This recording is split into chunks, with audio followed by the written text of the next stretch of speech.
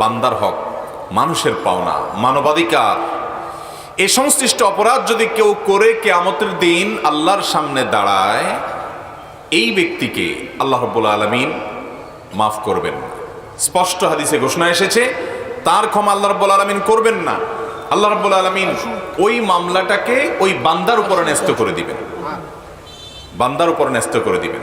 যার হক তুমি নষ্ট করেছ তার কাছে যাও, তিনি যদি মাফ করেন তাহলে আল্লাহ মাফ করবেন, আর তিনি মাফ না করলে আল্লাহ মাফ করবেন না।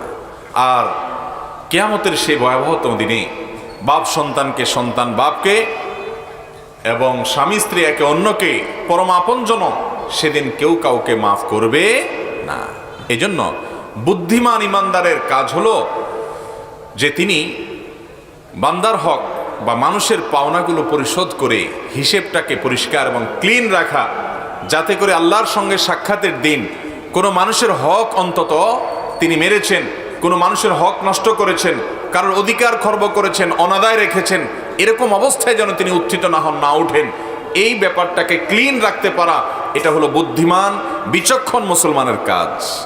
আমাদের সমাজে অনেক মানুষ আছে, দেখবেন আল্লাহর হক আদায় করেন, নামাজ পড়েন, রোজা রাখেন, হজ করেন, জাকাত দেন, কোরআন তেলাওয়াত করেন, ওয়াজ মাহফিল শুনেন, ওয়াজ মাহফিল করেন, এই কাজগুলো অনেক করেন, কিন্তু এই আল্লাহর বান্দা মানুষের হক, মানুষের পাওনা, তার কাছে কার কি পাওনা আছে সেগুলো পরিশোধ করেন না। অনেক সময় জানেনও না যে কার কি পাওনা আছে। আল্লাহ তাআলা আমাদের সকলকে আল্লাহর হকের পাশাপাশি বান্দার হকগুলো আদায় করার তৌফিক দান করুন। মুহতারাম হাজিরিন, ঈমানটাকে বিশুদ্ধ করার পর, আল্লাহর হক তথা ফরজ ইবাদতগুলো করার পর, হারাম থেকে বাঁচার পর, একজন বিচক্ষণ ঈমানদারের সর্বপ্রধান কাজ হলো এই মানুষের হক সংশ্লিষ্ট বিষয়গুলোকে সর্বোত্তমভাবে ডিল করা। নবী করিম সাল্লাল্লাহু আলাইহি সাল্লাম বলেছেন, মান সাআ খুলুকুহু সাআ দীনুহু, যে ব্যক্তির আচার আচরণ, ব্যবহার, মানুষের সাথে তার যে দেনা পাওনা আছে, এই বিষয়গুলোকে সে সঠিকভাবে করে না, এগুলোকে নষ্ট করে, তার আচরণ খারাপ হয়, এই ব্যক্তির দিনদারি খারাপ, এই ব্যক্তির তাকওয়া নষ্ট, এই ব্যক্তি ভালো মুসলমান হতে পারে না। 10 শ্রেণীর মানুষের হক যদি আমরা আদায় করতে পারি, তাহলে ইনশাআল্লাহ বান্দার হকের যে একটা বড় দায় আমাদের উপরে আছে, সেটা অনেকখানি আদায় হয়ে যাবে। নাম্বার 1, আল্লাহর হক আদায়ের পর আল্লাহ রাসূল সাল্লাল্লাহু আলাইহি সাল্লামের হক হলো তার প্রতি ঈমান আনা, তার আনুগত্য করা। সেটা আদায়ের পর আল্লাহর জমিনে সবচেয়ে বড় এবং বেশি হক এবং অধিকার হলো যে মানুষের, সেই মানুষ হলেন মাতা এবং পিতা, মা এবং বাবা। মা বাবার হক এটা এত জটিল, এত জটিল। কোন সন্তান তার মা বাবার জন্য যদি তার সারা জীবনের সমস্ত আনুগত্যকে নিবেদন করে দেয়, শ্রদ্ধা নিবেদন করে, বিনয় অবনত থাকে, মা বাবার সামনে দাস মালিকের সামনে যেরকম থাকে সেরকম থাকে, প্রজা রাজার সামনে যেরকম থাকে সেরকম থাকে, তবুও মা বাবার হক কোনোদিন আদায় করে শেষ করা সম্ভব নয়। শুধুমাত্র গর্ভধারণ করা, দুনিয়াতে আসার ক্ষেত্রে ভূমিকা পালন করা, এই দায়টুকু যদি পরিশোধ করতে চায় সন্তান, সারা জীবন মা বাবার সেবা করে, খেদমত করে, মা বাবার সঙ্গে সদাচরণ করেও পরিপূর্ণভাবে সে দায় পরিশোধ করে ফেলেছে, এমনটি মনে করার কোনো কারণ নাই। আল্লাহ তাআলা কোরআনে কারিমে বলেছেন, ওয়াকাদা রাব্বুকা আল্লা তা'বুদু ইল্লা ইয়্যাহু ওয়া বিল ওয়ালিদাইনি ইহসানা। তোমার রব ফয়সালা করেছেন যে আল্লাহ ছাড়া কারোর ইবাদত করা যাবে না। এরপরেই বলেছেন এবং মা বাবার সাথে সদ্ব্যবহার করতে হবে। দেখুন, আল্লাহর ইবাদত, শিরক মুক্ত ইবাদতের নির্দেশ করার পর সাথে সাথে আল্লাহ রাব্বুল আলামিন যার ইবাদত, যার সেবার কথা বলেছেন, যার হকের কথা বলেছেন, অধিকারের কথা বলেছেন, আল্লাহর পাশাপাশি আল্লাহর পরপরই যার অধিকারের কথা উল্লেখ করেছেন তিনি হলেন মা এবং বাবা। আব্দুল্লাহ ইবনে আব্বাস রাদিয়াল্লাহু তাআলা আনহু, আব্দুল্লাহ ইবনে ওমর রাদিয়াল্লাহু তাআলা আনহু, তারপর আবু হুরায়রা রাদিয়াল্লাহু তাআলা আনহু সহ সিনিয়র বহু সাহাবা ইকরামের জীবন ইতিহাসে আমরা দেখতে পাই, মা বাবার প্রতি সন্তান কিরকম সেবা করতে হবে তার একটা নমুনা তারা রেখে গেছেন। আমরা তাদের রুহানি সন্তান। সাহাবী আব্দুল্লাহ ইবনে ওমর রাদিয়াল্লাহু তাআলা আনহু বাইতুল্লাহর তওয়াফ করছেন। এক ব্যক্তি তার মাকে, বৃদ্ধা মাকে কাঁধে তুলে নিয়ে তওয়াফ করছে। বাবা যেরকম শিশু সন্তানকে কাঁধে নিয়ে কোলে নিয়ে তওয়াফ করে, সে তার মাকে কাঁধে তুলে নিয়ে তওয়াফ করছে। এবং বৃদ্ধা মানুষ, তাকে নিয়ে তওয়াফ করতে অনেক কষ্ট হচ্ছে। 7 চক্কর মাকে কাঁধে নিয়ে দেওয়ার পর এরই কোনো একটা পর্যায়ে এসে তিনি সাহাবী আব্দুল্লাহ ইবনে ওমর রাদিয়াল্লাহু তাআলাকে দেখে চিনেছিলেন নবী সাল্লাল্লাহু আলাইহি ওয়াসাল্লামের সাহাবী। তখন বললেন যে, হে আব্দুল্লাহ ইবনে ওমর, এই যে আমার মায়ের জন্য আমি সেবা করছি, শুধু সেবা করছি তা নয়, তিনি কবিতা আবৃত্তি করে ছন্দের তালে তালে বলেছেন, ইন্নী লাহা বাইরুহাল মুদাল্লাল, আমি আমার মায়ের জন্য অনুগত অবনত ওঁটের মতো। একটা ওঁট যেরকম মালিকের বসার জন্য অবনত হয়ে মাটিতে বসে যায়, বিশাল কাহি বিশাল কাই বিশাল দেহি ওঁট যেরকম মালিকের সামনে মালিককে পিঠে চড়াবার জন্য বসে যায়, অবনত হয়ে যায়, আমি আমার মায়ের জন্য এরকম ওঁটের মতো থাকি। আমি কি আমার মায়ের হক আদায় করতে পেরেছি? আব্দুল ইবনে ওমর রাদিয়াল্লাহু তাআলা বলেছেন, না, আদায় হয় নাই, এবং এটা সম্ভব না। কারণ তোমার মা যে গর্ভে ধারণ করেছেন, তোমাকে যে ভূমিষ্ঠ করেছেন, এই কষ্টগুলো, এই পরিমাণের কষ্ট আল্লাহ রাব্বুল আলামিন কোরআনে হাকিমে বলেছেন, হামালাতহু উম্মুহু কুরহা ওয়া ওয়াদাআতহু কুরহা। তার মা, মানুষের মা, তাকে গর্ভে ধারণ করে কষ্ট করে, গর্ভ থেকে ভূমিষ্ঠ করেন কষ্ট করে।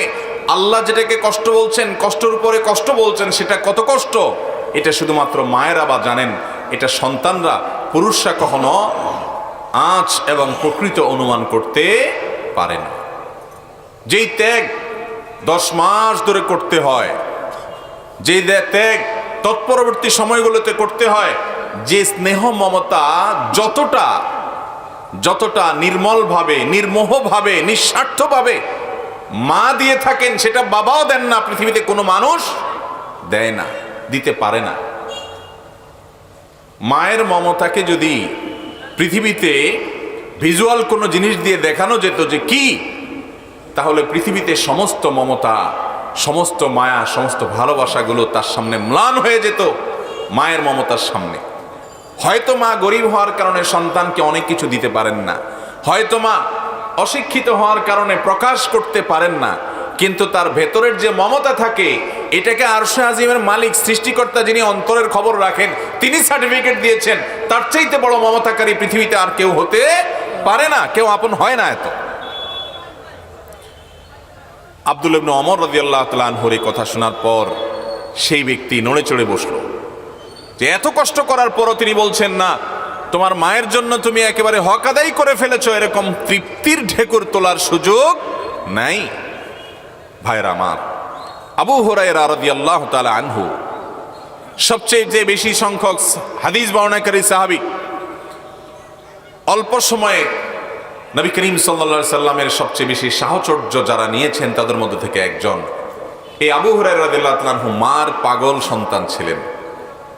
এত পাগল সন্তান ছিলেন, তার মা তার উপরে অনেক অত্যাচার করেছে, অনেক জুলুম করেছেন, তাকে প্রহার করতেন। তিনি তখন রীতিমতো অ্যাডাল্ট, একজন বড় মানুষ, প্রাপ্তবয়স্ক। মায়ের সামনে ছোট শিশু যেরকম থাকে, এই অ্যাডাল্ট মানুষটা নিজেকে সেভাবে নিবেদন করেছেন। মা যে তাকে প্রহার করতেন, অন্যায়ভাবে করতেন, ইসলাম কেন গ্রহণ করেছে সেজন্য প্রেসার দিতেন। আবু হুরায়রা রাদিয়াল্লাহু তাআলা আনহু তারপরও কখনো মায়ের চোখের দিকে তাকাবেন এটা কল্পনাও করতে পারতেন না। বরং একদিক থেকে মা তাকে কষ্ট দিতেন, অপরদিকে নবীজির কাছে বলতেন, ইয়া রাসূলুল্লাহ, আমার মায়ের হেদায়েতের জন্য দোয়া করেন। নবী সাল্লাল্লাহু আলাইহি সাল্লাম দোয়াও করেছেন, আল্লাহ তাআলা হেদায়েত দিয়েছেন, তাকে ঈমান তিনি এনেছেন। একদিন আবু হুরায়রা রাদিয়াল্লাহু তাআলা আনহুর মা তাকে ডেকেছেন, ডাক দিয়েছেন। আবু হুরায়রা রাদিয়াল্লাহু তাআলাকে নাম ধরে, হে অমুক, ওনার নাম আব্দুর রহমান ছিল, আরো অনেকগুলো মতামত ওনার নাম নেই, কথার কথা আব্দুর রহমান এরকম ডাক দিয়েছেন মা। তো সাহাবী আবু হুরায়রা রাদিয়াল্লাহু তাআলা আনহু সেই ডাকের জবাবে একটু জোরে উত্তর দিয়েছেন। মা যেই ভলিউমে ডেকেছেন, ছেলে আবু হুরায়রা রাদিয়াল্লাহু তাআলা আনহু জবাব দেওয়ার সময় ভলিউমটা তার চেয়ে বেশি হয়ে গেছে, মা আসছি, জাস্ট এটুকু। এটাকে তো আমরা দোষের কোনো কিছু মনে করি না বা করার কথা না। মা ডাক দিয়েছেন যতটুকু আওয়াজে, ছেলের জবাব দেওয়ার সময় একটু জোরে আওয়াজ হয়ে গেছে, মানে মায়ের ডাকেরটার চাইতে ভলিউম বেশি ছিল। এরপর তিনি নিজেকে ভৎসনা শুরু করলেন, আত্মশাসন শুরু করলেন, নিজেকে নিজে এবার তিনি শাসন করলেন যে আমি এটা কি করলাম। মায়ের ডাকের চাইতে, মায়ের আওয়াজের চাইতে আমার আওয়াজটা একটু বড় হয়ে গেল। আল্লাহ যে কোরআনে কারিমে মা বাবার প্রতি সদাচরণ করতে বলেছেন, এটা তো সদাচরণ হলো না। মা বাবারা অনুগত থাকতে বলেছেন, এটা তো সেটা হলো না। তাহলে কি করতে হবে? এটার প্রায়শ্চিত্ত স্বরূপ তিনি দাস দাসী মুক্ত করা থেকে নিয়ে তৎকালীন যুগের আর্থিক ইবাদত, আল্লাহর রাস্তায় দানের ক্ষেত্রে সর্বোচ্চ যে ত্যাগ, এ যুগে কাউকে মার্সিডিজ গাড়ি দান করে দেওয়া, লক্ষ লক্ষ টাকা দান করে দেওয়ার মতো তখন ছিল দাস দাসী মুক্ত করা, দামি অ্যাসেট ছিল। এই কাজটা করে তিনি প্রায়শ্চিত্ত করেছেন যে মায়ের আওয়াজের চাইতে আমার আওয়াজটা কি হয়ে গেছে, বড় হয়ে গেছে। মুহতারাম হাজরিন, ঠিক একইভাবে আব্দুল ইবনে আব্বাস রাদিয়াল্লাহু তাআলা আনহু, তাকে জিজ্ঞাসা করা হয়েছিল যে বাবার প্রতি যে সদ আচরণ করার নির্দেশ করা হয়েছে, এটার অংশ হিসাবে কিভাবে চলতে হবে। তিনি বলেছেন, তোমার বাবার সামনে যদি কাপড় ঝাড়ো, কাপড়ে ধুলাবাড়ি লাগছে, এটাকে ঝাড়ো, তোমার বাবার সামনে বসা আছে, তাহলে তুমি বেয়াদব সন্তান, কুলাঙ্গার সন্তান। তুমি তোমার বাবার হক আদায় করো নাই, বেয়াদবি করেছো, নষ্ট করেছো, তার সামনে শুধু কাপড়টা ঝাড়া দিয়েছো। এটার কারণে, কারণ তুমি কোনো রাজার সামনে, তুমি কোনো পদস্থ কর্মকর্তার সামনে, পাওয়ারফুল কোনো ব্যক্তির সামনে কাপড় ঝাড়া দিবা না, তোমার বিবেকে বাঁধবে। দুনিয়ার যত বড় নেতা, যত বড় ব্যক্তি হোক, যত বড় আলেম হোক, যত বড় হুজুর হোক, যত বড় শেখ হোক, যত বড় আল্লাহর নেককার বান্দা হোক, যত বড় ইমাম খতিব হোক, হারামের ইমাম হোক, তোমার কাছে তোমার মা বাবার চাইতে বেশি শ্রদ্ধা পাওয়ার উপযুক্ত আল্লাহর জমিনে আর কেউ নাই। আবু হুরায়রা রাদিয়াল্লাহু তাআলা আনহু, তিনি এক ব্যক্তিকে দেখতে পাচ্ছেন যে সেই লোকটা আরেকজনের সাথে হেঁটে আসছে। তিনি থামায় বললেন যে তোমাদের একজনের সাথে আরেকজনের কি সম্পর্ক, অর্থাৎ তোমরা কি কেউ কারো কিছু হও কিনা। তার সন্দেহ হলো। তখন ছেলে বলল যে উনি আমার বাবা। তখন আবু হুরায়রা বললেন, তোমার বাবা? তুমি শুনে রাখো, যদি এই লোকটা তোমার বাবা হয়ে থাকে তাহলে কখনো তার নাম ধরে ডাকবে না, আর তার আওয়াজের উপরে কোনো দিন তোমার আওয়াজ হবে না।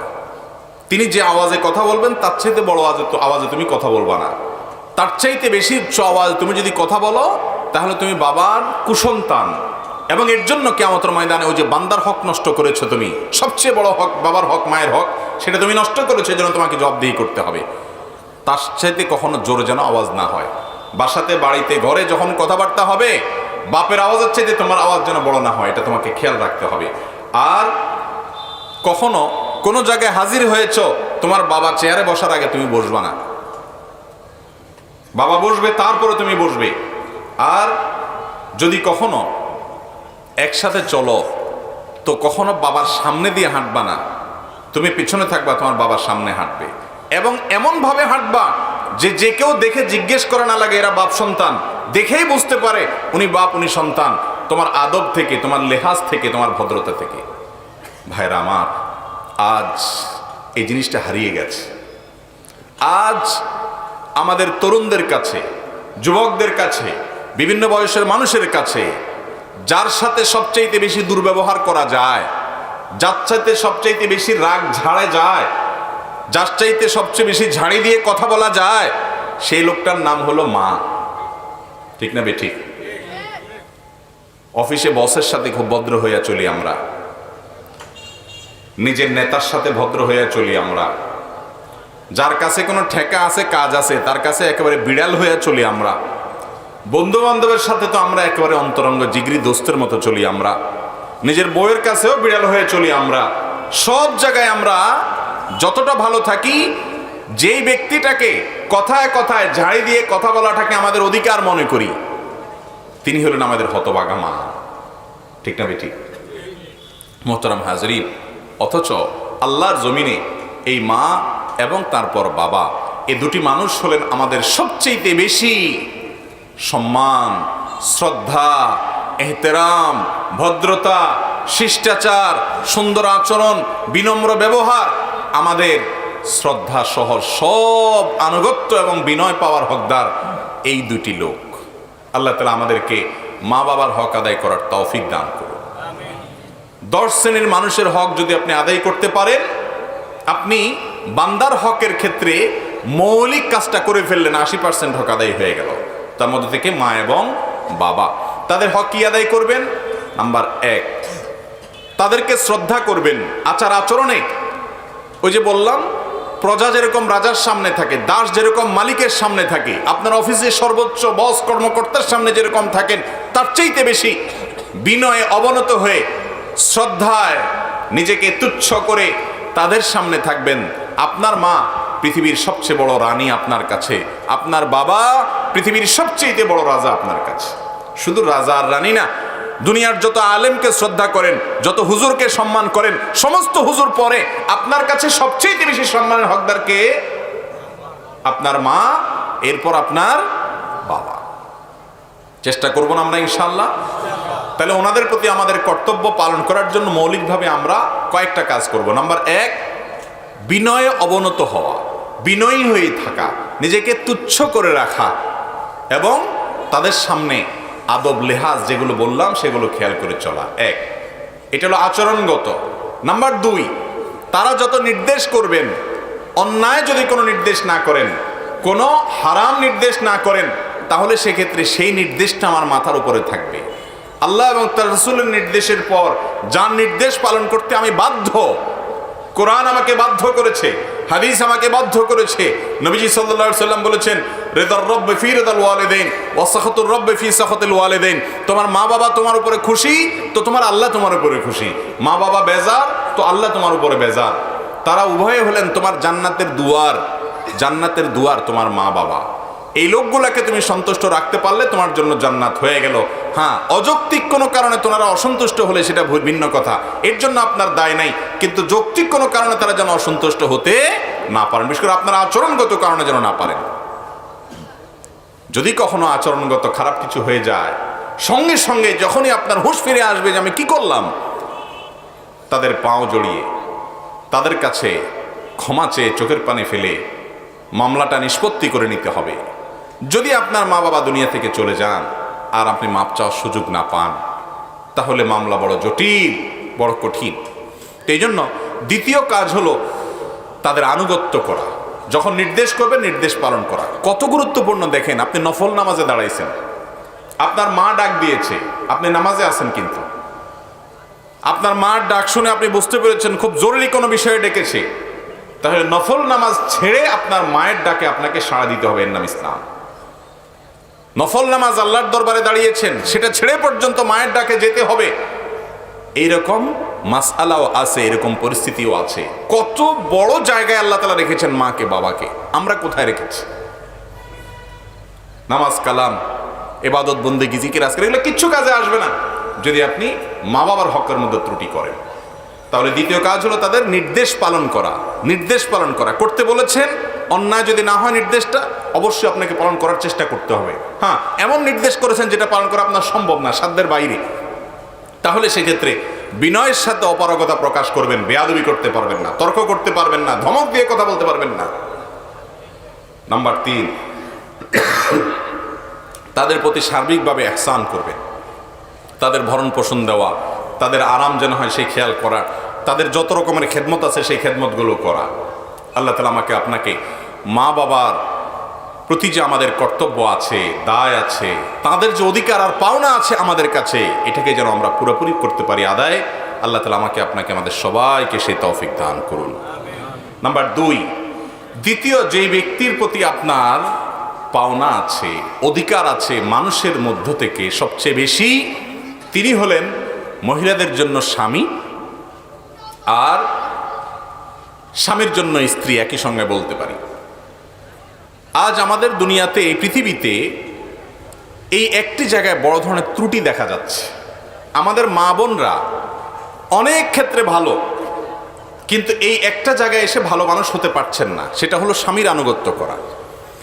একটা হাদিস আপনারা শুনেছেন, নবী করিম সাল্লাল্লাহু আলাইহি সাল্লাম বলেছেন, কোন নারী যখন 4টি কাজ করে, জান্নাতের যে কোনো দুয়ার দিয়ে তার জন্য প্রবেশ করা সহজ হয়। সে 4টি কাজের প্রথমটা কি? ইদা সাল্লাতিল মারআতু খামসাহা, কোন মহিলা যখন 5 ওয়াক্ত নামাজ পড়ে, ওয়া সামাত শাহরাহা, রমজানের রোজাগুলো রাখে, সিয়ামগুলো রাখে ঠিক মতো, আর ওয়া আতাআত যাওজাহা, স্বামীর নির্দেশ মেনে চলে, আনুগত্য করে, স্বামীর কথা শুনে, ওয়া হাফিজাত ফারজাহা, নিজের ইজ্জতকে হেফাজত করে, সেক্সুয়াল যত অপরাধ হতে পারে, অবৈধ হারাম সম্পর্ক হতে পারে, সেটা অনলাইনে হতে পারে, অফলাইনে হতে পারে, সবগুলো থেকে নিজেকে বাঁচিয়ে রাখে, এই নারীর জন্য মাত্র 4টি কাজের বিনিময়ে আল্লাহ রাব্বুল আলামিন জান্নাতে যে কোনো দুয়ার দিয়ে প্রবেশ করার সুযোগ রেখেছে।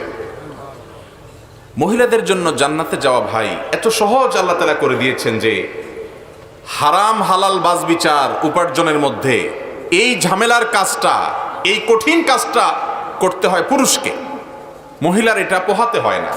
আর বাহিরে উপার্জন করতে গিয়ে কারোর সাথে ঝগড়া, কারোর সাথে মারামারি, কারোর সাথে গন্ডগোল, অনেক গুনাহে লিপ্ত হওয়ার আশঙ্কা থাকে পুরুষের, মহিলা সেটা থাকে না, তিনি বাসায় থাকেন। তিনি এই মৌলিক 4টা কাজ যদি করতে পারেন, জান্নাতে যাওয়া তার জন্য সহজ। এত সহজ করার পরেও নারীদের একটা বড় অংশকে নবী করিম সাল্লাল্লাহু আলাইহি সাল্লাম মেরাজে জান্নাত জাহান্নামে দেখেছেন। এর প্রধান কারণ হলো যে আমাদের মা বোনরা নামাজ পড়তে রাজি, রোজা রাখতে রাজি, কিন্তু তৃতীয়টা করতে রাজি না, অর্থাৎ স্বামীর আনুগত্য করতে রাজি না। নারীবাদের নামে মুখরোচক স্লোগান আমাদের মা বোনদেরকে প্রতারিত করে রেখেছে। শয়তান তাদেরকে এর মাধ্যমে ধোকায় ফেলে দিয়েছেন, প্রবঞ্চনার শিকার তারা হয়েছেন। তাদেরকে শয়তান উস্কে দেয়, সমাজের শয়তানের দোসররা উস্কে দেয়, বলে কেন মানতে হবে স্বামীর নির্দেশ। এই জন্য দেখবেন অনেক মুত্তাকি পরহেজগার মহিলারাও এই জায়গাটা এসে ধরা খেয়ে যান।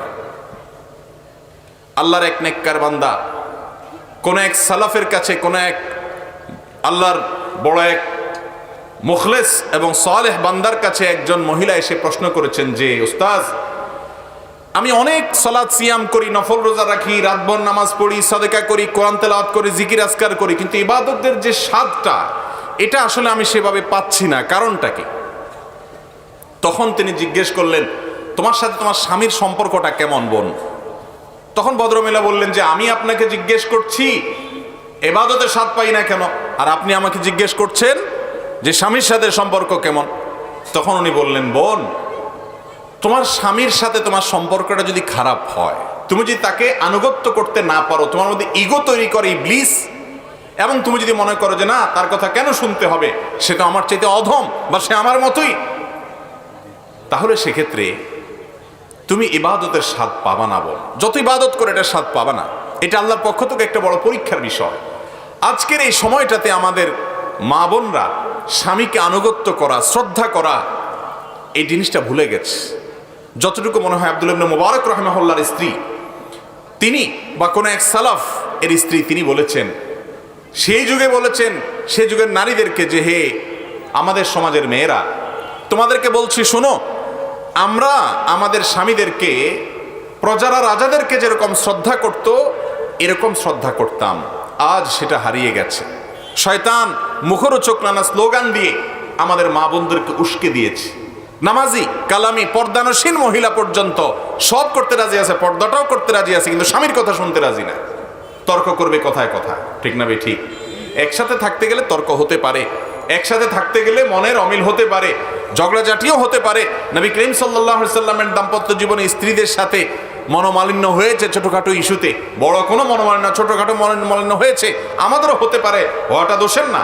কিন্তু চূড়ান্তভাবে একজন জান্নাত প্রত্যাশী নারী, আল্লাহর একজন প্রিয় বান্দি, তিনি চেষ্টা করবেন যে আমার স্বামীর যত যৌক্তিক নির্দেশ আছে সেগুলো আমি মানার চেষ্টা করব, এবং তাকে আমি আমার অভিভাবক হিসাবে শ্রদ্ধা করব, আনুগত্য করব, এবং একজন মানুষের নির্দেশটা আমাকে মানতে হবে। তিনি আমার গার্ডিয়ান, আমি তারটা মানব। তিনি হোক আমার চাইতে শিক্ষার দিক থেকে পিছিয়ে, হোক বুদ্ধির দিক থেকে পিছিয়ে, হোক অনেক দিক থেকে পিছিয়ে, কিন্তু তিনি আমার স্বামী। এই আনুগত্যটা তাকে দিতে হবে আমার জান্নাতে যাওয়ার স্বার্থে। আল্লাহ তাআলা আমাদের মা বোনদের এই আমলটা করার তৌফিক দান করুন। তাহলে দ্বিতীয় যে মানুষটার অধিকার, সেটা হলো নারীদের জন্য স্বামীর অধিকার। প্রথম অধিকার হলো স্বামীর আনুগত্য করা, স্বামীর নির্দেশ মেনে চলা, তাকে অভিভাবক মনে করা, তাকে শ্রদ্ধা করা, তাচ্ছিল্য না করা, কথায় কথায় চড়াও না হওয়া, ঝগড়াঝাটি করতে না থাকা। এবং তেড়ামি না করা, ঘাট তেড়ামি না করা, আনুগত্য, এটা করতে হবে। আর সেই সাথে স্বামীর অধিকার আদায়ের জন্য অন্য যা যা আছে, তার সম্পদের হেফাজত, নিজের সম্ভ্রমের হেফাজত এবং তার যতটুকু সাধ্যে কুলায় সেবা, সৌজন্যতা, এটা বজায় রাখতে হবে। একই কথা স্বামীর জন্য প্রযোজ্য। আল্লাহ কোরআনে বলেছেন ওয়াশিরুহুন্না বিল মারুফ, হে পুরুষরা, স্বামীরা, তোমরা মেয়েদের সাথে সুন্দর এবং যথাযথ আচরণ করো, ভালো ব্যবহার করো, এটা তার হক। আমরা আবারও বলছি, আল্লাহর হক আমরা অনেকে আদায় করি, নামাজ রোজা আমরা অনেকে করি, কিন্তু স্ত্রীর হকটা আদায় করি না, তার সাথে সুন্দর ব্যবহার করি না, তার প্রতি খেয়াল রাখি না। অথচ নবী করিম সাল্লাল্লাহু আলাইহি সাল্লাম বলেছেন, খায়রুকুম লি আহলি, তোমাদের পুরুষদের মধ্যে ওই ব্যক্তি সবচেয়ে ভালো যে তার স্ত্রীর কাছে ভালো, যে তার স্ত্রীকে আচার আচরণের সৌন্দর্য দিয়ে, ব্যবহারের মাধুর্য দিয়ে, আচরণের উৎকর্ষ দিয়ে, সে সুন্দর ব্যবহারের মাধ্যমে, তার সুন্দর কাজ কারবারের মাধ্যমে তার স্ত্রীর মানসিক সন্তুষ্টি যেটা, তৃপ্তি যেটা সে আদায় করতে পেরেছে, হ্যাঁ আমার স্বামী লোকটা ভালো, এই জিনিসটা যে আদায় করতে পেরেছে সে আসলেও ভালো। নবী সাল্লাল্লাহু আলাইহি সাল্লাম বলেছেন, আর আমি হলাম তোমাদের মধ্যে পরিবারের কাছে সবচাইতে ভালো মানুষ। আমার পরিবার, আমার স্ত্রীরা আমাকে সবচাইতে ভালো হিসেবে স্বীকৃতি দেয় মন থেকে। এই জায়গাটা একজন মুসলমান পুরুষকে যেতে হবে। আর এটা হবে তখনই সম্ভব যখন তাদের সাথে আপনি কথায় কথায় গালিগালাজ করবেন না, কথায় কথায় দুর্ব্যবহার করবেন না, কোথাও কোথাও চড়াও হবেন না, ছোট লোকের মতো কথা বলবেন না, তুচ্ছ বিষয়ে তাকে ছোট করবেন না, তার ভুল ভ্রান্তিকে মাফ করার মতো মানসিকতা আপনার মধ্যে থাকতে হবে আপনি একজন স্বামী হিসেবে। আয়েশা রাদিয়াল্লাহু তাআলা আনহা বয়সে কম ছিল, আটার খামিরা বানিয়ে অনেক সময় রেখে দিতেন, সেগুলো এসে আপনার ছাগলের বাচ্চা এসে অথবা দাওয়াজেন টাইপ যেগুলো, সেগুলো এসে অনেক সময় খেয়ে ফেলতো।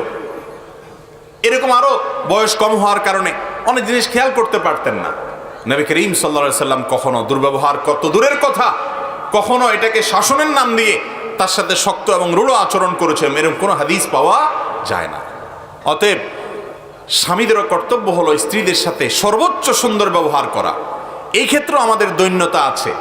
বাহিরে মানুষের সাথে খুব ভালো, অচেনা মহিলার সাথে কথা বলতে খুব ভদ্র সাজেন, কিন্তু বাসায় বউয়ের সাথে ছেঁচড়ার মতো আচরণ করেন।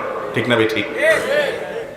কাস্টমার যদি মহিলা হয়, কি নরম নরম কথা তার সাথে বলেন, কি ভদ্র ভদ্র মানুষ সাজেন। ফোনে অন্য মহিলার সাথে কথা বললে কত ভালো সাজেন, নিজের স্ত্রীর সাথে ব্যবহার খারাপ করেন। অথচ আপনার ব্যবহার সবচেয়ে ভালো পাওয়ার হক আপনার মা বাবার পরে আপনার স্ত্রী, তার চাইতে বড় হক আর কারোর হতে, কোনো কাস্টমারের অপরিচিত মানুষের হতে পারে না। এই একটা জায়গায় আমাদের অনেকের ত্রুটি আছে। যেটা বললাম মহিলাদের কথা, একই কথা পুরুষদের ক্ষেত্রেও প্রযোজ্য। অনেক পুরুষ আছে, দাঁড়িয়ে আছে, টুপি আছে, নামাজ রোজা আছে, জুব্বা আছে, উনি আলেম মানুষ, হুজুর মানুষ, ইমাম সাহেব, হাজি সাহেব, গাজী সাহেব, সভাপতি সাহেব, সেক্রেটারি সাহেব, বক্তা সাহেব, শ্রোতা সাহেব, সব সাহেব ঠিক আছে, কিন্তু নিজের স্ত্রীর সাথে ব্যবহারটা ভালো করে না। তার আচরণ, কথায় কথা যে তার মুখ দিয়ে গালি বাইর হয়, তার বউয়ে ঠিকই জানে, কেউ না জানলেও। ঠিক না ঠিক? এই জন্য নবী করিম সাল্লাল্লাহু আলাইহি সাল্লাম বলেছেন, তোমার চরিত্র ভালো কি মন্দ এটার সার্টিফিকেট দিবে তোমার স্ত্রী। আমাদের তো কমিশনার সাহেবরা দেয়, মেম্বার সাহেবরা দেয়। মেম্বার সাহেব, কমিশনার সাহেব আমার চরিত্রের কি জানে? আমার চরিত্রের আসল রূপ, আমি মানুষটা বাইরে লম্বা লম্বা ভালো কথা বলি, কথায় কথা গালিগালাজ করি কিনা, ঝগড়াঝাটি করি কিনা, মারধর করি কিনা, ভাঙচুর করি কিনা, এবং বেয়াদবের মতো আচরণ করি কিনা, বদমেজাজ করি কিনা, অসভ্যের মতো কাজ করি কিনা, এটা জানবে আমার স্ত্রী। ঠিক না ঠিক? আর এই জন্যই তার কাছে ভালো থাকার চেষ্টা করতে হবে, না হলে আপনি ভালো হতে পারবেন না, ভালো মুসলমান হওয়ার সুযোগ নেই। ভালো মুসলমান লেবাসে পোশাকে হয় না, ভালো মুসলমান হয় আচার আচরণে। লেবাস পোশাকের সাথে ভালো মুসলমান হওয়ার সম্পর্ক আছে, কিন্তু তার চাইতে বেশি সম্পর্ক আছে হলো আচার আচরণের মাধ্যমে। আজকাল আচার আচরণে খাঁটি মুসলমান, ভালো মুসলমান সোনার হরিণ হয়ে গেছে ভাই, সোনার হরিণ হয়ে গেছে। ইবাদত গুজারে মুসলমান পাওয়া যায়, ঈমান আকীদায় মুসলমান পাওয়া যায়, কিন্তু আচার আচরণে মানুষের অধিকার, মানবাধিকার, কার কি হক আছে সেটা আমি আদায় করলাম কিনা, কোনো ত্রুটি করলাম কিনা, এই প্রশ্ন নিজের কাছে রেখে এটার যুৎসই উত্তর খুঁজে বের করে আনা, সেই জায়গা পর্যন্ত যাওয়ার মতো মুসলমান আজ সমাজ থেকে হারিয়ে গেছে। আল্লাহ তাআলা আপনাকে আমাকে মানুষের হক সম্পর্কে সচেতন মুসলমান হওয়ার তৌফিক দান করুন। চেষ্টা করবো না ইনশাআল্লাহ? তাহলে 1 নম্বর মা বাবা, 2 নম্বর হলো স্বামী স্ত্রী পারস্পরিক, তাদের একে অন্যের হক আদায় করা। 3 নম্বর হলো নিজের ভাই বোন, এই ক্ষেত্রেও যথেষ্ট দৈন্যতা আছে। বন্ধু বান্ধবের সাথে যত সম্পর্ক নিবিড় ঘনিষ্ঠ, নিজের আপন ভাই বোনের সাথে সম্পর্কটা তত ভালো নাই, ঠিক না ভাই? শ্বশুর বাড়ির লোকদের বিশেষ করে শ্যালিকার সাথে সম্পর্ক যত ভালো, বোনের সাথে সম্পর্কটা এতটা। শ্বশুর বাড়ির শ্যালক তাকে যতটা আদর করেন, স্নেহ করেন, নিজের আপন ভাইটাকে সেরকম আদর, বন্ধু বান্ধবরে যতটা অগ্রাধিকার দেন, হাদিয়া তোফা দেন, চা পানি খাওয়ান, নিজের ভাইটার প্রতি ততটা খেয়াল করেন না, ঠিক না বে ঠিক? বিশেষ করে যখন বড় হয়ে যায়, যখন স্বার্থের আঘাত চলে আসে, যখন বিয়ে শাদী করে ফেলে, তখন ভাই ভাইকে চিনে না, ভাই বোনকে চিনে না। স্ত্রীকে ভালোবাসেন, মহব্বত করেন, সুন্দর আচরণ করেন, কিন্তু স্ত্রীর যদি কুবুদ্ধি দেয়, সেই কুবুদ্ধির কারণে আপনার বোনকে, আপনার ভাইকে আপনি যদি পর করেন, আপনি একটা নির্বোধ, আপনি একটা বোকা মুসলমান, আপনি কখনো বিচক্ষণ মুসলমান হতে পারবেন না। স্ত্রীকে স্ত্রীর হক আদায় করতে হবে, ভাই বোনেরটা ঠিকই করতে হবে, একজনের কারণে আরেকজনের উপরে অবিচার করা যাবে না। কিন্তু এই জায়গায় আমাদের অনেক মুসলমান ভাইরা আছে, আমরা ভুল করে ফেলি। ভাই বোনের কি অধিকার? প্রথম অধিকার হলো তাদেরকে আপনি মমতা দিতে হবে, স্নেহ দিতে হবে যদি ছোট হয়, আর যদি বড় হয় তাহলে শ্রদ্ধা করতে হবে, যে আমার বড় ভাই, বাবার পরে তাকে আমাকে শ্রদ্ধা করতে হবে, তার নির্দেশ মানতে হবে। তিনি অশিক্ষিত হলেও তাকে সম্মান করতে হবে, কারণ তিনি আমার বড় ভাই। এবং টাকা পয়সা দেওয়ার ক্ষেত্রে, হাদিয়া তোফা দেওয়ার ক্ষেত্রে দুনিয়ার অন্য যে কোনো ব্যক্তির চাইতে আমি আমার বন্ধু বান্ধব, শ্বশুরবাড়ির আত্মীয়, অন্যান্য যত লোকজন আছে, তাদের সবার চাইতে প্রায়োরিটি এবং অগ্রাধিকার দিতে হবে আমার ভাইকে, বোনকে, কারণ আমার রক্ত সম্পর্কে আত্মীয়ের মধ্যে এরা সবচেয়ে কাছের, যার কারণে তাদের প্রতি সবচেয়ে সদাচরণ করতে হবে। বাবার সম্পদ, মায়ের সম্পদে ভাই বোনের যে অধিকার আছে, এটা দিতে হবে পাই পাই করে। এখানে কোনো প্রকার গড়িমসি করা যাবে না। আমাকে বাবা অন্যায়ভাবে কিছু দিল আমি নেব না, না, আমার ভাইয়ের অধিকার আছে, তাকেও সমানভাবে দিতে হবে, এরকম বলার মতো ইমানি অবস্থা, নৈতিক শক্তি এবং ভিত্তি থাকতে হবে। তাহলে আপনি বান্দার হক আদায় করলেন। ভাই বোনের অধিকার। 4 নম্বর হলো যত রকমের রক্ত সম্পর্কীয় আত্মীয় আছে তাদের অধিকার। রক্ত সম্পর্কীয় আত্মীয়র অধিকারটা এত গুরুত্বপূর্ণ যে রক্ত সম্পর্কের এই যে আত্মীয়তা, এই বন্ধনটাকে আল্লাহ তাআলা কথা বলার শক্তি দিয়েছেন, মানে তার ভয়েস দিয়েছেন আল্লাহ তাআলা। যদিও এটা কোনো ভিজুয়াল জিনিস না, কিন্তু আল্লাহ তাআলা এটাকে এমন একটা বস্তুতে পরিণত করে তার কথা বলার শক্তি দিয়েছেন, যে বস্তু কথা বলতে পারে। আত্মীয়তার বন্ধন আল্লাহকে বলেছেন যে, আল্লাহ, হাদিসে কুদসিতে আসছে যে আত্মীয়তার বন্ধনের সাথে আল্লাহর কথোপকথনের পর আত্মীয়তার বন্ধন আল্লাহর কাছে আবদার করেছে যে, আল্লাহ, আমার অবস্থানটা কোন জায়গায়? আল্লাহ রাব্বুল আলামিন তখন আত্মীয়তার বন্ধনকে বলেছেন, এটা কি যথেষ্ট নয় তোমার জন্য যে তোমার অবস্থান আমি এমন জায়গায় দিয়েছি, যে ব্যক্তি তোমাকে ঠিক রাখবে, অর্থাৎ আত্মীয়তার বন্ধনকে ঠিক রাখবে, আমি তার সাথে সম্পর্ক সংযুক্ত রাখবো, বান্দা হিসাবে পরিচয় দিব, আর যে ব্যক্তি তোমার সম্পর্ক ছিন্ন করব, আমিও তাকে সম্পর্ক ছিন্ন করে দিব। আত্মীয়তার বন্ধন এত বড় একটা বিষয়। আত্মীয়তার বন্ধন রক্ষা করা ফরজ, এটা কোনো সুন্নত নফল আমল না। আমাদের অনেক মুসলমানরা জানে না যে আত্মীয়তার সম্পর্ক রক্ষা করা কি ভাই ফরজ। আত্মীয়তার সম্পর্ক রক্ষা করা বলতে কি বোঝায়? আত্মীয়তার সম্পর্ক রক্ষা করতে বোঝায় হলো যাদের সাথে আপনার রক্তের সম্পর্ক আছে, ব্লাডের সম্পর্ক আছে, আপনার শরীরের রক্ত তার শরীরের রক্তর কানেকশন আছে, এই মানুষগুলো হলো আপনার রক্ত সম্পর্কীয় আত্মীয়। তাদের সাথে আপনার সম্পর্ক রক্ষা করতে হবে। সম্পর্ক রক্ষা করা মানে কোনো কারণে তাদের সাথে সম্পর্ক ছিন্ন করতে পারবেন না, জায়েজ নাই, কোনো যুক্তিতে না। হ্যাঁ, কোনো আত্মীয় আপনার উপরে অন্যায় আচরণ করে, আপনি সম্পর্ক রক্ষা করতে গেলে উল্টা আরো চড়াও হয়, নানাভাবে ক্ষতি করার চেষ্টা করে, তখন আপনি আত্মরক্ষার জন্য দূরে থাকতে পারেন।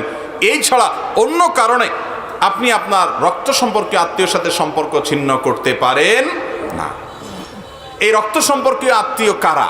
প্রথম হলেন বাবার দিককার আত্মীয়, যেমন আপনার বাবা, আপনার মা, আপনার ভাই বোন, আপনার চাচা, আপনার ফুফু এবং চাচাতো ভাই বোন, আপনার দাদা দাদি, এরা হলেন রক্ত সম্পর্কীয় আত্মীয়র প্রথম ক্যাটাগরি।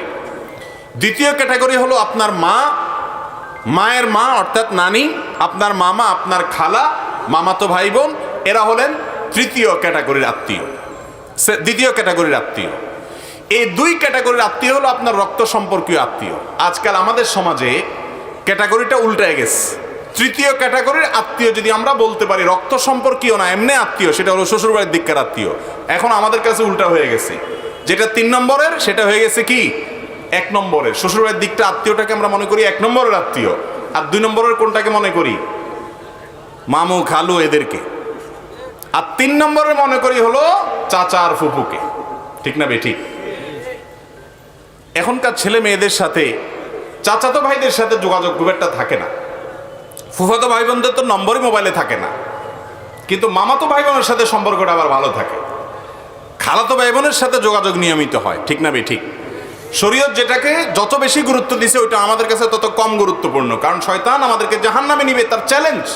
এই জন্য সে ওইভাবে আমাদের কাছে জিনিসটাকে উপস্থাপন করে। আমাদের মায়েরা তারা আমাদের শ্রদ্ধার পাত্র, কিন্তু তারাও তো মানুষ। বেশিরভাগ মায়েরাই দেখা যায় যে মামুর বাড়ির ফজিলত ছেলে মেয়েকে অনেক শোনায়, চাচাদের বদনামে ফুফুদের বদনামে বেশি বেশি শোনায়। ঠিক না বেঠিক?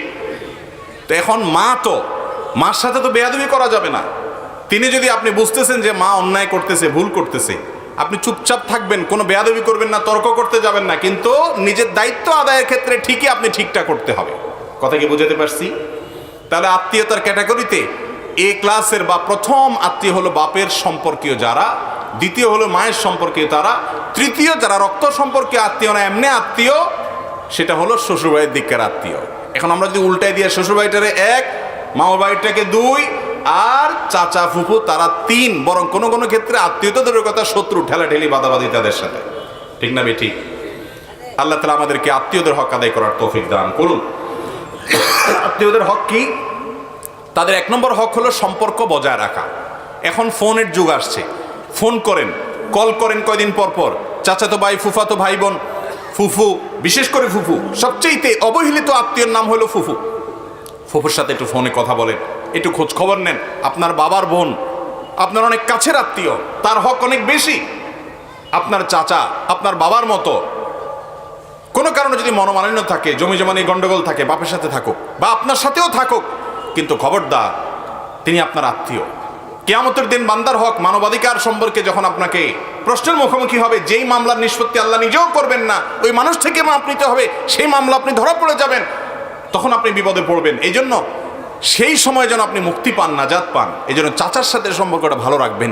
চাচাতো ভাই বোনদের কোনো হক নষ্ট করবেন না, ফোনে যোগাযোগ রাখবেন। এই যে সম্পর্ক বজায় রাখা, খোঁজ খবর নেওয়া, বিপদ আপদে পাশে দাঁড়ানো 1 নাম্বার। 2, দানের ক্ষেত্রে অন্য গরিবের চাইতে আত্মীয়দেরকে প্রায়োরিটি দিতে হবে। আপনি জাকাতের টাকা দিবেন, আপনার আত্মীয়ের ভিতরে যদি গরিব লোক থাকে, আপনার চাচা, আপনার চাচাতো ভাই বোন, আপনার ফুফু, আপনার মামা, আপনার খালা, তাহলে সেক্ষেত্রে অন্য গরিবদেরকে দেওয়ার আগে ইনাদেরকে প্রায়োরিটি দিতে হবে। এমনকি মাদ্রাসা লিল্লাহ ফান্ডে দিলে যে সওয়াব হবে তার চাইতেও বেশি সওয়াব হবে আপনার এই নিকটাত্মীয় যারা, তাদেরকে যদি দেন। লিল্লাহ ফান্ডে দিলে তার সওয়াব বেশি হওয়ার ভিন্ন কারণ আছে, যে আলেম তৈরি করার ক্ষেত্রে আপনি সহযোগিতা করলেন, কিছু এখানে দেন, কিছু ওখানে দেন, কিন্তু আপনার রক্ত সম্পর্কীয় আত্মীয়দের ব্যাপারে নবী করিম সাল্লাল্লাহু আলাইহি সাল্লাম বলেছেন, আস-সাদাকাতু আলাল মিসকিনি সাদাকা, সাধারণ গরিব মানুষকে তুমি দিলে একটা দানের সওয়াব পাবা। ওয়াস-সাদাকাতু আলাল আকরিবাই আও আলা যিল কুরবা সিলাতুন ওয়া সাদাকাতুন, আর তুমি যদি তোমার রক্ত সম্পর্কীয় আত্মীয় যাদের কথা বললাম এদের মধ্য থেকে কেউ জাকাতের হকদার গরিব মানুষ হয়, তাদেরকে যদি তুমি দান করো, তাহলে সেই দানের কারণে ডাবল সওয়াব পাওয়া। একটা হলো জাকাত আদায়ের সওয়াব পাইলা, আরেকটা হলো তুমি যে তার আত্মীয়কে টাকা দেওয়ার মাধ্যমে সম্পর্ক ভালো করলা, এই জন্য তুমি সওয়াব পাবা। এই জন্য আত্মীয় স্বজনদেরকে দানের জন্য প্রায়োরিটি দিতে হবে। শুধু জাকাত বলে কথা নয়, এমনি হাদিয়া তোহফা বলেন, সাধারণ দান বলেন, আপনি আত্মীয়দেরকে আগে দিবেন। চাচা, ফুফু, চাচাতো ভাই বোন, ফুফাতো ভাই বোন এবং খালা, মামা, মামাতো ভাই বোন, দাদি, দাদা, নানা, নানি, এনাদেরকে প্রায়োরিটি দিবেন। ভাই বোন তাদের মধ্যে সবচেয়ে বেশি। ভাই বোন যদি বড় হয় এবং তারা যদি ভিন্ন সংসার থাকে, তারা যদি আপনার অধীনস্থ না থাকে, তাহলে সেক্ষেত্রে আপনি একটা গিফট দিবেন, বা একসাথে থাকলেও গিফট দিবেন, হাদিয়া দিবেন, তোহফা দিবেন, অন্য কাউকে দেওয়ার চাইতে তাকে দিবেন। আল্লাহ তাআলা আমাদেরকে আমল করার তৌফিক দান করুন। তাহলে 4 নম্বর হলো আত্মীয় স্বজন। 5 নম্বর হলো সন্তান সন্ততি। এই সন্তান সন্ততিটা সিরিয়াল আরো উপরে উঠতে পারে, আমি 5-এ বললাম। যাই হোক, এই সন্তান সন্ততির প্রতি আমাদের কর্তব্য আছে। ওয়াজ শুধুমাত্র একচেটিয়া হয় আমাদের দেশে, সেটা কি? মা বাবার অধিকার নিয়ে কথা হয়, আমিও আজকে অনেক কথা বলেছি, কিন্তু সন্তানের অধিকার নিয়ে ওয়াজ এত বেশি হয় না। এই ওয়াজটা অনেক বেশি হওয়া দরকার। সন্তানের যেরকম কর্তব্য আছে বাবা মার প্রতি, বাবা মায়েরও এরকম কর্তব্য আছে সন্তানের প্রতি। কথা বুঝতে পারছেন? কিয়ামতের দিন আল্লাহ রাব্বুল আলামিন সন্তানকে যে জিজ্ঞাসাবাদ করবেন যে তুমি তোমার বাবা মার কি হক আদায় করছো, বাবা মাদেরকেও জিজ্ঞাসা করবেন তুমি তোমার সন্তানের কি হক আদায় করেছো। কথা কি বুঝাতে পারছি? সন্তানের অধিকার কি? অনেক লম্বা চড়া, সেদিকে আমি যাব না। নাম্বার 1, আপনার সন্তানকে ভরণ পোষণ দিতে হবে। এই বিষয়ে ওয়াজ না করলেও আমরা আজকাল দেই, যা দরকার তাও দেই, যা দরকার না তাও দেই, টাকা পয়সা তো দেই, সাথে মোবাইল ফোনও দেই, নেটও দেই, এমবিও কিনে দেই। পোলাপানকে যা দরকার হয় চাইতে না চাইতেই আমরা দিয়ে দিই। এখন এই দেওয়ার জন্য ওয়াজ করার দরকার নেই, সব বাপ মাই চেষ্টা করে ছেলে মেয়েকে দেওয়ার জন্য। কিন্তু এর চাইতে বড় যে পাওনা তাদের আছে, গুরুত্বপূর্ণ যে পাওনা আছে, সেটা হলো তাদেরকে তারবিয়াত দিতে হবে। তারবিয়াত কি? তারবিয়াত হলো তাদেরকে নীতি নৈতিকতা শিখাতে হবে, তাদেরকে আল্লাহর ভয় দেখাতে হবে, আল্লাহর সাথে সম্পর্ক করতে হবে, আল্লাহর সম্পর্কে ধারণা দিতে হবে, আল্লাহ কে, মহান সৃষ্টিকর্তা, তার সামনে দাঁড়াতে হবে, আল্লাহ রাব্বুল আলামিনের সাথে সম্পর্ক গড়ে দিতে হবে। ভালো মানুষ হওয়ার জন্য সঠিক ট্র্যাকে তুলে দিতে হবে। ভালো মানুষ যেন সন্তান হয়, সেজন্য নিজেরা ভালো মানুষ হয়ে তার সামনে সেটার স্যাম্পল নমুনা পেশ করতে হবে, তাই সে যেন দেখে দেখে শিখতে পারে। ভালো মানুষ যেন হয়, সেজন্য ভালো প্রতিষ্ঠানে তাকে ভর্তি করাতে হবে। ভালো মানুষ যেন হয়, ভালো মানুষের সাথে উঠা বসার সুযোগ করে দিতে হবে। সন্তান যাতে নষ্ট না হয় সেদিকটা খেয়াল করতে হবে। এবং সন্তানের প্রতি আরেকটা কর্তব্য হলো, সন্তানদের মধ্যে কোনো প্রকার বৈষম্য করা যাবে না। এক সন্তানকে জমি লিখে দিলেন, আরেক সন্তানকে দিলেন না। মেয়ে সন্তান দেখে তাদেরকে ঠকালেন, ছেলেদেরকে সব দিয়ে দিলেন, এগুলো অন্যায়। এই কাজগুলো যদি বাবা মা করেন, তাহলে সেক্ষেত্রে আপনি এক্ষেত্রে বান্দার হক নষ্ট করলেন, সন্তানের হক নষ্ট করলেন। মনে করছেন আমারই তো সন্তান, কি আর হবে না, কিয়ামতের ময়দানে এই সন্তান আল্লাহর আদালতে মামলা করবে আপনার বিরুদ্ধে যদি আপনি অবিচার করেন। এই জন্য বান্দার হকের মধ্যে সন্তানের হকটা অনেক গুরুত্বপূর্ণ। তাদেরকে ভরণ পোষণ দিতে হবে, তাদেরকে তারবিয়াত এবং সঠিক দীক্ষা দিতে হবে, মনুষ্যত্ব শেখাতে হবে, ভালো মানুষ হওয়ার জন্য চেষ্টা করতে হবে। শুধু ভালো স্কুল কলেজে চান্স পাওয়ার জন্য অস্থির হয়ে থাকবেন, ছেলে মানুষ হচ্ছে কিনা, নাকি পশুর আচরণ নিচ্ছে, সে আল্লাহকে চিনে কিনা, সে নামাজ পড়ে কিনা, তার ভিতরে ম্যানার্স আছে কিনা, সেগুলো খেয়াল রাখতে হবে। এটা তার পাওনা। যদি আপনি না দেন, কিয়ামতের ময়দানে এই ছেলে নষ্ট হওয়ার কারণে আপনাকে জবাবদিহি করতে হবে, কারণ আপনি তাকে সঠিক পথ দেখাননি। কথা কি বুঝাতে পারছি? এর পাশাপাশি সন্তানের মধ্যে সমতা বজায় রাখতে হবে। একজনকে মহব্বত করতে গিয়ে আরেকজনকে জুলুম করতে পারেন না। বিদেশ থেকে এক সন্তান টাকা কামাই করে পাঠাইছে, সারা জীবন টাকা আপনার নামে পাঠাইছে, আপনি জমি লিখে দিলেন আপনার নিজের নামে, এরপরে যেগুলো টোটো করে এলাকায় ঘুরছে ওইগুলোকেও জমির ভাগ দিয়ে দিলেন, আর ওই বেচারা তার জীবন শেষ করলো কামাই করতে করতে। এইরকম জুলুম অনেক বাপ মা করেন, কি করেন না? এগুলো করা যাবে না। ইনসাফ করতে হবে, যার যতটুকু হক তাকে ততটুকু দিতে হবে। বিশেষ করে একটা অন্যায় তো বাংলাদেশে 1999 জন বাপ মা করেন, সেটা হলো সম্পদ থেকে মেয়েকে বঞ্চিত করা। মনে করে যে মেয়েকে দিলে লাভ কি, এটা তো পরের বাড়িতে চলে যাবে, ঠিক না? অথচ আল্লাহ রাব্বুল আলামিন বলেছেন, আবাউকুম ওয়া আবনাউকুম লা তাদরুনা আইয়ুহুম আকরাবু লাকুম নাফআ। তোমাদের সন্তান, তোমাদের পিতামাতা কে তোমাদের কত বেশি উপকারে আসবে তোমরা জানো না। আল্লাহ তাআলা যে সম্পদে ভাগ দিয়েছেন, সেই ভাগ অনুযায়ী সবাইকে দিয়ে দিবে। ফরিদাতুম মিনাল্লাহ, এটা আল্লাহর পক্ষ থেকে নির্ধারণ করা, আল্লাহ নির্ধারণ। আল্লাহ শুরুতে বলেছেন, ইউসিকুমুল্লাহ ফি আওলাদিকুম, তোমাদের সন্তানদের ব্যাপারে আল্লাহ ওসিয়ত করছেন। আল্লাহ মালিক হয়ে, সৃষ্টিকর্তা হয়ে অর্ডার করছেন, এটা না বলে আল্লাহ বলছেন ওসিয়ত করছেন, সেটাও অর্ডার। কিন্তু এই শব্দের মাধ্যমে এক ধরনের আবেদন আছে, এর মধ্যে এক ধরনের আবেদন আছে। আল্লাহ ওসিয়ত করছেন সম্পদ বন্টনের ক্ষেত্রে, এটা আল্লাহর নির্ধারণ, খবরদার এটা তুমি এটাকে চেঞ্জ করার ইখতিয়ার তোমার রাখো না। তোমার সম্পদে তোমার ছেলের যদি 1 আনা হক থাকে, মেয়ের 8 আনা আছে। তোমার ছেলের যদি 50 টাকা হক থাকে, মেয়ের 25 টাকা আছে। বেশিরভাগ বাবা মা এই জায়গায় এসে ভালো মানুষের পরিচয় দিতে পারেন না, মুসলমানের পরিচয় দিতে পারেন না। কিয়ামতের ময়দানে বহু হাজী সাহেব বাবা, বহু গাজী সাহেব বাবা, বহু দাড়িওয়ালা বাবা, বহু তাহাজ্জুদ গুজার বাবা, বহু নেকামলকারী বাবা, বহু দানকারী বাবা, বহু কোরআন তেলাওয়াতকারী বাবা, বহু জিকিরকারী বাবা, বহু নেককার বাবা, বহু মসজিদ প্রতিষ্ঠাকারী বাবা, বহু মাদ্রাসা প্রতিষ্ঠাকারী বাবা, বহু আলেম বাবা আল্লাহর কাছে ধরা পড়ে যাবে এই একটা জায়গাতে, যে ছেলেকে সম্পদ দিয়েছেন, সম্পদে মেয়েকে দিয়ে যান নাই, নিজে যে জীবিত থাকতে অন্যায় করে গেছেন। এটা করা যাবে না, এটা গুনাহ। আপনার ঘরে জন্মগ্রহণ করেছে, সে আপনার সন্তান, তার পাওনা হয়ে গেছে, এটা আপনাকে দিতে হবে। এমনকি সে যদি আপনার কথা না মানে, সে আপনার প্রতি খেয়াল না রাখে, তারপরেও তাকে হক দিতে হবে। এটা আল্লাহর নির্ধারণ, আপনি এটাকে চেঞ্জ করার কোনো অধিকার রাখেন না। কথা কি বুঝাতে পারছি ভাইরা আমার? আপনার মেয়েকে আল্লাহ তাআলা সম্পদে যে অধিকার দিয়েছেন সেটা দিতে হবে। বাংলাদেশে জমির দলিলগুলো যাচাই করে দেখেন, চেক করে দেখেন, কয়টা দলিলে দেখবেন মেয়েরা মালিক, সব ছেলেরা। মেয়েদের প্রতি আমরা অত্যাচার করছি, অবিচার করছি, তাদের অধিকার দিচ্ছি না। তাদের অধিকার দিতে হবে। বাবারা, বান্দার হক বড় ডেঞ্জারাস, বড় ডেঞ্জারাস।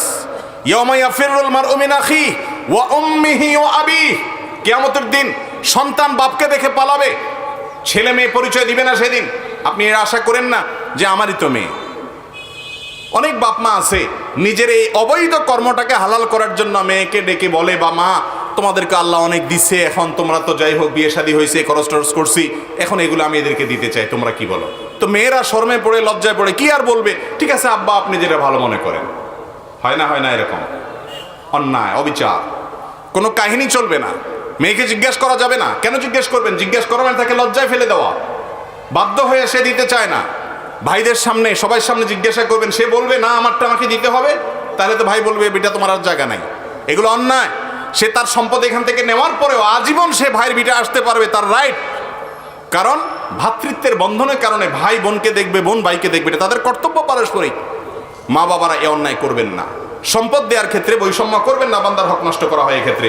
সন্তানদের বিষয়টা খেয়াল রাখবেন। নাম্বার 6, যে মানুষের অধিকার আমাদের কাছে, আমাদের উপরে সবচেয়ে বেশি, সে মানুষটা হলেন আমাদের আত্মীয় তালিকা। এতক্ষণ গেল, এই আত্মীয়ের তালিকার পরে যার অধিকার সবচেয়ে বেশি, সে লোকটা হলেন প্রতিবেশী। সে লোকটা কি রে ভাই? প্রতিবেশী। একবার নবী করিম সাল্লাল্লাহু আলাইহি সাল্লাম বলেছেন, জিবরিল আমাকে আসমান থেকে বারবার এসে আত্মীয়র ব্যাপারে যেন আমি প্রতিবেশীর ব্যাপারে যেন আমি সাবধান থাকি, সেজন্য এত বেশি তিনি আমাকে গুরুত্ব আরোপ করে গেছেন যে আমার কাছে মনে হচ্ছিল না জানি কখন জিবরিল আইসা বলে, আপনি মারা গেলে আপনার সম্পদে ছেলে মেয়ের যেরকম ভাগ আছে, হিস্সা আছে, আপনার প্রতিবেশীরও হিস্সা আছে, না জানি এটা কখন বলে বসে। আমি সেই চিন্তায় ছিলাম, কারণ এত বেশি গুরুত্ব দেওয়া হচ্ছে প্রতিবেশীর ব্যাপারে। আর আমাদের অবস্থা কি ভাই? আমাদের অবস্থা হলো, আজকাল সবার সাথে সম্পর্ক ভালো হলেও আশপাশের যারা বসবাস করে তাদের সাথে সম্পর্কটা খারাপ। ঠিক না ঠিক? এমনকি মসজিদের পাশে যদি কোনো বাড়ি থাকে, মসজিদ কমিটির লোকজন, ইমাম সাহেব, মুয়াজ্জিন সাহেব, তাদের অত্যাচারে অনেক সময় আশপাশের লোকেরা তারা ভালো থাকতে পারেন না। হয় কি হয় না এরকম? আপনার বাড়ির পাশের বাড়ি, আপনার ঘরের পাশের ঘর, তাদের প্রতি আপনার সদাচরণ করতে হবে। তার বাসা বাড়িতে আপনার বাড়ির পানি তার বাড়িতে গিয়ে পড়ে, আপনার গাছের ছায়া দিয়ে তাকে একেবারে আপনি অন্ধকার করে রাখছেন, আপনি তার সাথে শত্রুতার সুলভ আচরণ করছেন, এগুলো জায়েজ নাই। নবী করিম সাল্লাল্লাহু আলাইহি সাল্লাম বলেছেন, লা ইউমিনু মান লা ইয়ামানু জারুহু বাওয়াইকাহু, যার হাত মুখের কষ্ট দ্বারায়, অনিষ্ট দ্বারায় প্রতিবেশী কষ্ট পায়, সে ঈমানদার হতে পারে না। সে ঈমানদার হতে পারে না। প্রতিবেশী আপনার দ্বারা কষ্ট পাওয়া যাবে না। তারা যেন কষ্ট না পায়, এটা খেয়াল রাখতে হবে, সুসম্পর্ক রাখতে হবে। নবী করিম সাল্লাল্লাহু আলাইহি সাল্লাম আবু যর গিফারি রাদিয়াল্লাহু আনহুকে বলেছেন, তুমি যখন তরকারি রান্না করো, ভালো কোনো তরকারি রান্না করলে, গোশত রান্না করলে ঝোলটা বাড়ায় দিবা, প্রতিবেশীর বাড়িতে একটু পাঠাবা। আমরা ছোটবেলায় দেখেছি মা চাচিদের মধ্যে আমলটা ছিল, একটু ভালো খাবার হলে আশপাশের ঘর বাড়িগুলোতে পাঠায় দিতেন। আজ সে আমল হারিয়ে গেছে। আমাদের সমাজে আছে এখন এগুলা? নাই। অথচ এটা নবী করিম সাল্লাল্লাহু আলাইহি সাল্লামের নির্দেশ যে প্রতিবেশীদের বাসায় ভালো খাবার থাকলে পাঠাও, হাদিয়া বিনিময় করো, তাদের সাথে সম্পর্ক রক্ষা করে চলো। প্রতিবেশী যাতে আমার দ্বারা অন্তত কষ্ট না পায়, তাদের প্রথম অধিকার হলো তারা আপনার দ্বারা কোনো কষ্ট পাবে না। আপনার পানি দ্বারায়, আপনার ছায়া দ্বারায়, আপনার চলাফেরা দ্বারায়, আপনি এমন হাই ভলিউমে গান শুনলেন, প্রতিবেশী বেচারা ঘুমাইতে পারলো না। আপনি এমন শব্দ করলেন, প্রতিবেশী বাচ্চা ঘুম থেকে উঠে গেল। আপনি এমনভাবে ময়লাটা ফেললেন, প্রতিবেশী বেচারার নাকে হাত দিয়ে চলতে হলো। আপনি এমনভাবে রাস্তায় বেড়া দিলেন যে প্রতিবেশীর বেচারার কষ্ট হলো। কখনো খোঁজখবর নিলেন না, তার বিপদ আপদে গেলেন না। এখন বিশেষ করে এমন একটা স্বার্থপরতার যুগ চলছে, এমন একটা স্বার্থান্তের যুগ চলছে। এখন সবাই ইয়ানফসি ইয়ানফসি, কীভাবে আমি ভালো থাকবো, কীভাবে আমার ফ্যামিলি ভালো থাকবে, এর বাইরে আমরা চিন্তা করি না। অথচ ইসলাম বলে আপনার পাশের বাড়ি, পাশের ঘর, সামনের ঘর, পিছের ঘর, কারা কীরকম আছে তাদের দিকে খেয়াল করেন। আপনি যখন বাসে চলাচল করেন, চেয়ার কোচে যান, ভালো গাড়িতে যান, আপনি সিটটা ডাউন করার এখতিয়ার আছে, এমনভাবে ডাউন করে দিলেন পিছের লোকের বেচারা বুকের উপরে চলে আসলো। আবার পিছের লোকালে এমনভাবে ধমক দিল, ধাক্কা দিল যে আপনি কষ্ট পেয়ে গেলেন। অথচ আপনারা দুইজন যাত্রী একে অন্যের প্রতিবেশী অন্তত কয়েক ঘন্টার জন্য। কথা কি বুঝাতে পারছি? এই প্রতিবেশীর অধিকার একজন মুসলমান আদায় করবে যে আমার দ্বারা আমার প্রতিবেশী কষ্ট পাবে না। আমি ভালো কিছু রান্না করলে প্রতিবেশীর জন্য পাঠিয়ে দিব। এবং প্রতিবেশীর সাথে সম্পর্কটা ভালো রাখতে হবে। বেশিরভাগ প্রতিবেশীর সাথে সম্পর্ক ভালো নাই, জমি পাশে আছে তো প্রতিবেশী আপনার পাশের জমিওয়ালা আপনার প্রতিবেশী, তার সম্পর্ক তার হক রক্ষা করা তো পরের কথা, উল্টা আইল ঠেলে ঠেলে তার হক নষ্ট করি আমরা, ঠিক না বে ঠিক?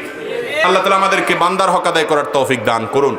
ভাইরা আমার, এই জায়গাগুলোতে আপনি ভালো মানুষ হতে পারলে আপনি সত্যিই ভালো মানুষ, আপনি সত্যিই খাঁটি মুসলমান।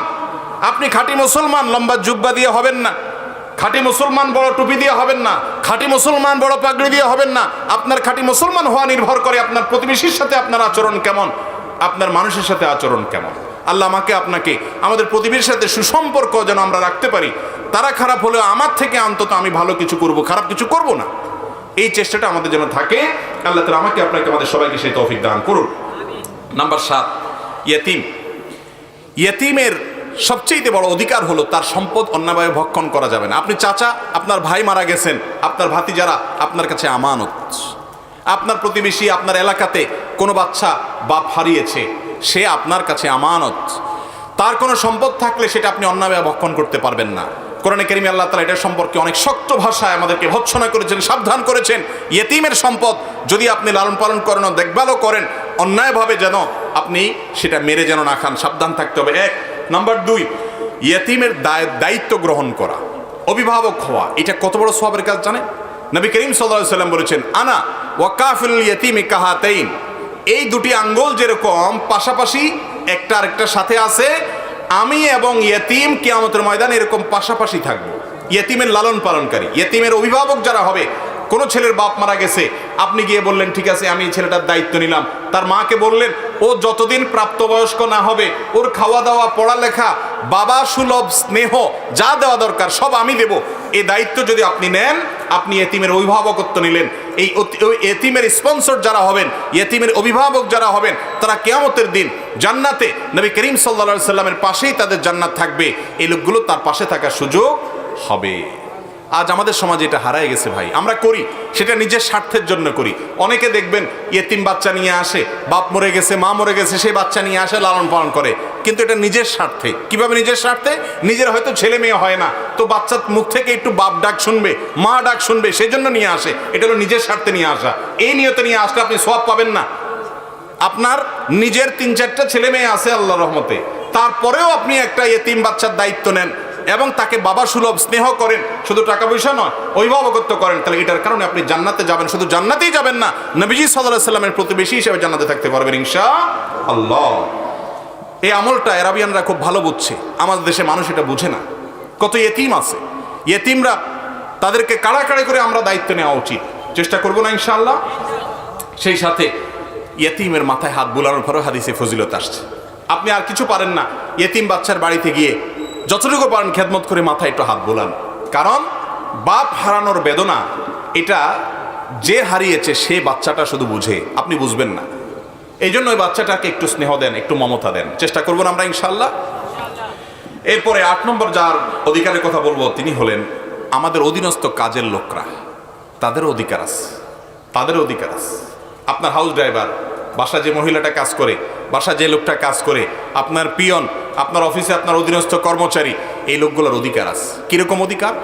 নবী করিম সাল্লাল্লাহু আলাইহি সাল্লাম বিদায় হজের ভাষণে, জীবনের শেষ সর্বোচ্চ বড় ভাষণে তিনি বারবার আমাদেরকে সাবধান করেছেন যে তোমাদের অধীনস্থ যারা থাকবে, যারা তোমাদের ভাই, তোমাদের মতোই মানুষ, আদম সন্তান, আল্লাহ তোমাদের অধীনস্থ করে দিয়েছেন, তাদের সাথে তোমরা ভালো আচরণ করবে, সুন্দর ব্যবহার করবে, তাদের হক নষ্ট করবে না।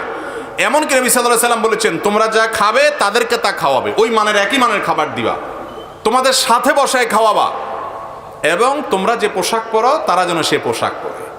আজ আমাদের সমাজের বাস্তবতা কি বলেন?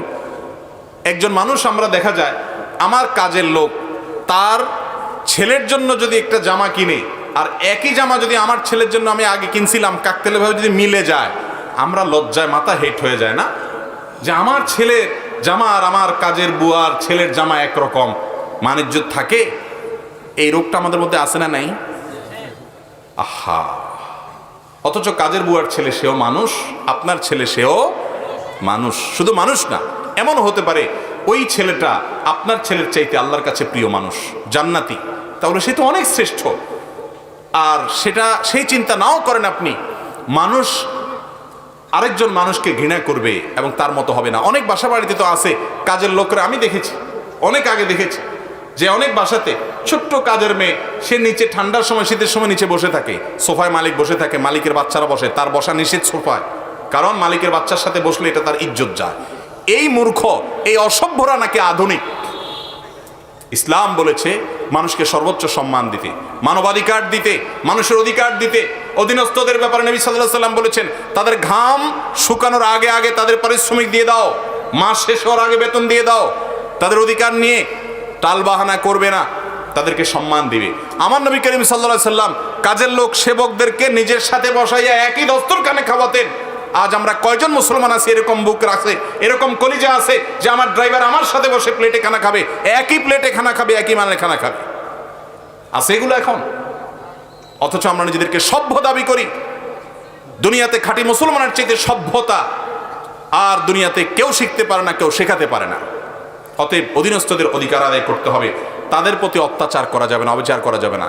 একজন ব্যক্তি তার একজন গোলামকে, দাসকে প্রহার করছিলেন, মারছিলেন। নবী করিম সাল্লাল্লাহু আলাইহি সাল্লাম এই দৃশ্য দেখে পেছন থেকে তাকে ডাক দিলেন, ডাক দিয়ে বললেন, হে অমুক, শুনে রাখো, এই লোকটা তোমার কাজ করে, কাজের লোক, তোমার আল্লাহ পাওয়ার দিয়েছেন, মালিক বানাইছেন, তুমি তার উপরে যতটা ক্ষমতা রাখো, আরশের মালিক তোমার উপরে তার চেয়ে অনেক বেশি ক্ষমতা রাখে, অনেক বেশি ক্ষমতা রাখে। তুমি অত্যাচার করছো, ভয় করো আরশের মালিককে, যদি তিনি পাকড়াও করেন তুমি কোথায় যাবা?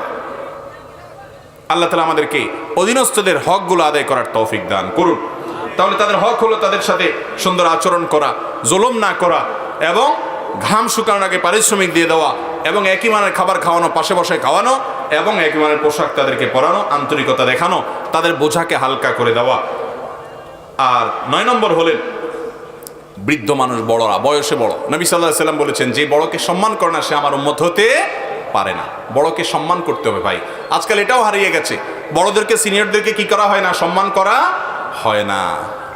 বিশেষ করে যুবক ভাইদেরকে বলবো, আপনার বয়সে বড় মুরব্বী, তাদেরকে সম্মান করাটা ইসলাম আপনার জন্য আবশ্যক করেছে, নির্দেশ দিয়েছে।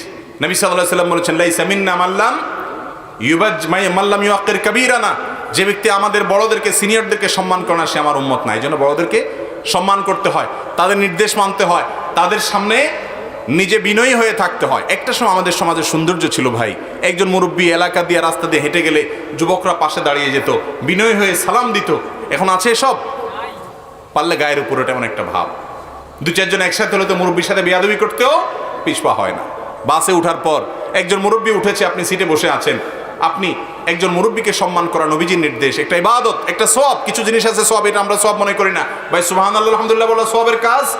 একজন মুরব্বীকে দেখে সিট ছেড়ে দিলেন, এটাও সওয়াবের কাজ, বরং এটা কোনো কোনো ক্ষেত্রে অনেক বড় সওয়াবের কাজ হতে পারে। কিন্তু আমরা এগুলো আজকাল করি না। এই জন্য সিনিয়রদেরকে সম্মান করতে হবে, এটা তাদের অধিকার। আর 10 নম্বর সর্বশেষ হলো ওলামা একরামের সম্মান। ওলামা একরামের সম্মান, নবী সাল্লাল্লাহু আলাইহি সাল্লাম এও বলেছেন যে মাল্লাম ইয়ারিফ লিআলিমিনা হাক্কা, যে ব্যক্তি আমার আলেমদের হক বা অধিকার, সম্মান, মর্যাদা বুঝে না, এই লোকটা আমার উম্মত না। এই জন্য একজন মানুষ আলেম, তিনি ভিন্ন চিন্তার আলেম, আপনার মতের সাথে মিলে না, তারপরও তিনি আলেম হওয়ার কারণে সম্মানের হকদার, মর্যাদার হকদার, তার প্রতি সম্মান বজায় রেখে, শ্রদ্ধা বজায় রেখে আপনাকে চলতে হবে। এই যে মানুষগুলোর কথা বললাম, এগুলো ছাড়াও আল্লাহ তাআলা অমুসলমানদের অধিকার রেখেছেন। একজন অমুসলমান তিনি যেন আপনার দ্বারা কষ্ট না পায়, অবিচার না করেন, তার প্রতি অনেক অধিকার আছে, সেগুলো আপনাকে আদায় করতে হবে। এবং সেই সাথে মানুষ তো মানুষ, অন্যান্য সৃষ্টিগুলোর প্রতি আপনাকে আন্তরিক হইতে হবে, তারপর আপনি ভালো মুসলমান হইতে পারবেন, কিয়ামতে আল্লাহর আদালতে মুক্তি পেতে পারেন। এক নজর আবারও 10 জনের কথা বলে দিচ্ছি। 1 নম্বর হলো মা বাবা, 2 নম্বর হলেন স্বামী স্ত্রী একে অন্যের প্রতি যে অধিকার আছে সেগুলো আদায় করা, 3 নম্বর হলো ভাই বোন পারস্পরিক অধিকার আদায় করতে হবে, 4 নম্বর হলো রক্ত সম্পর্কে আত্মীয় যারা আছেন তাদের অধিকার আদায় করতে হবে, কি কি অধিকার বিস্তারিত বলেছি। 5 নম্বর হলো নিজের সন্তানদের প্রতি যে অধিকার আছে, তাদের যে পাওনা আছে সেগুলো পরিশোধ করতে হবে, কর্তব্য আদায় করতে হবে। আর 6 নম্বর হলো প্রতিবেশীর প্রতি সদাচরণ করা থেকে যত কর্তব্য আছে সেগুলো আদায় করতে হবে। 7 নম্বর হলো ইয়েতিমের প্রতি যে কর্তব্য আছে সেটা আদায় করতে হবে। 8 নম্বর হলো অধীনস্থ চাকর বাকর এবং কাজের লোক, তাদের প্রতি যে অধিকার আছে সেটা আদায় করতে হবে। এবং 9 নম্বর হলো বড়দের প্রতি, বয়সে বড়দের প্রতি শ্রদ্ধা প্রদর্শন সহ যত তাদের পাওনা আছে সেগুলো পরিশোধ করতে হবে।